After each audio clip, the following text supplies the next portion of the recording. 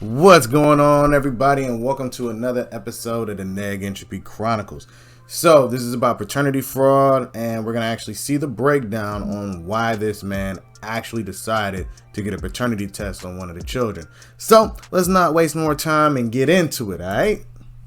DNA testing has been widely used in criminal cases for years, but now it is taking center stage in more and more civil court battles, as CBS's Maureen Maher reports in tonight's Eye on America.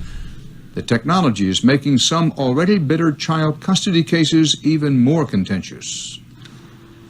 Morgan Wise is the only dad his children have ever known. This is Raleigh, he's the youngest, Marty, Rowdy, and Carly. But in just one day, 3 of them lost their father. Raleigh's the one with cystic fibrosis. 2 years ago, a family doctor informed Wise that genetic tests confirmed he was not a carrier of cystic fibrosis. And that's when he said, there's no way that this boy could be yours. Paternity tests revealed Wise did not father Rowley or his 2 other sons, Marty and Rowdy. Of his 4 children, only the oldest, Carly, was biologically his. Whoa. I am their dad. I'm just not your birth father. Wise never questioned paternity at the time he and the children's mother divorced in 1996. But now he says child support needs to come from their biological father.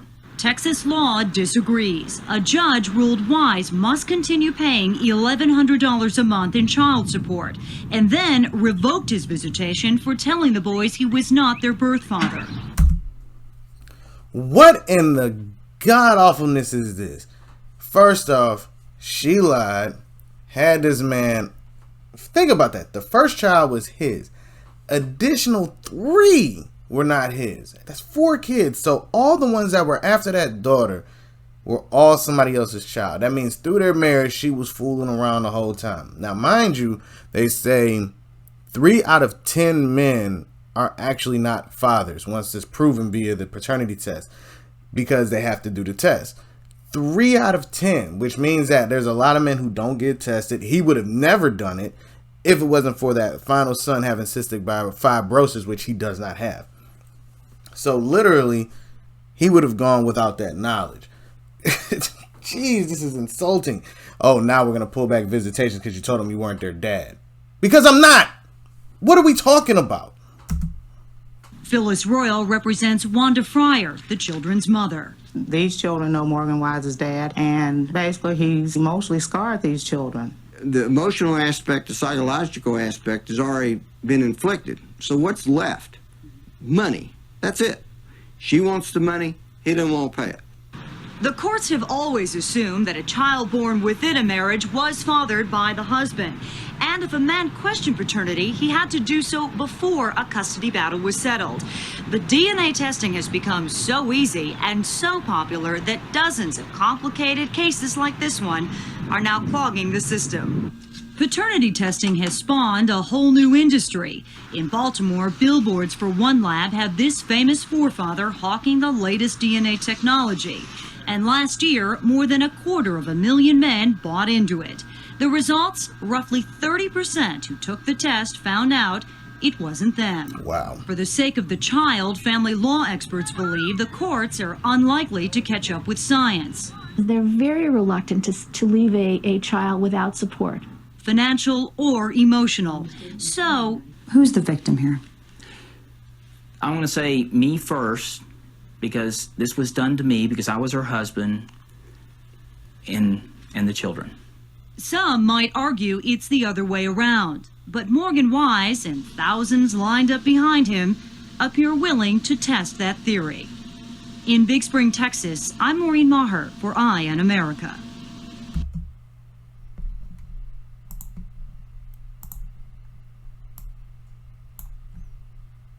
So, you know what's funny about that whole thing? That woman was rarely mentioned. They ain't even trying to interview that woman, nothing, because they keep them unaccountable. She literally fooled around with another man and got knocked up by said other man or whomever she was messing around with. Kept it secret until boom. So she's accepting money knowing that she wrong. And that's what the normality is, because these women will do that. If you think I'm lying, you can go look up any paternity fraud cases and you can see it. See it. And even when it is brought up to their attention, they're just like, meh, because they're not held accountable. Just imagine if the courts actually held these women accountable. Okay, now you got to pay back all that money that he's been paying for those kids with the fact that you committed paternity fraud. Women would have a whole different ballgame. They probably start whining and crying like, this isn't fair. But you robbed this man of them actually being his kid and the knowledge and the trust that he'll probably have from then on out. But, you know, it's whatever. It's a guy. No one really cares.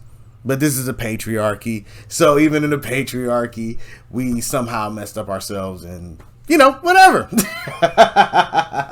How can you benefit from lying and committing fraud and nothing happens to you for it? And then they punish the father, well, the once faked to be father or thought to be father. They then take it out on him. Yet she skates off scot-free because, oh, well, you know, it's about the kids, but they don't really care about the kids because they took away his visitation rights.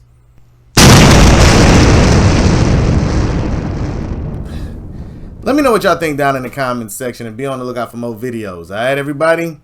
Peace.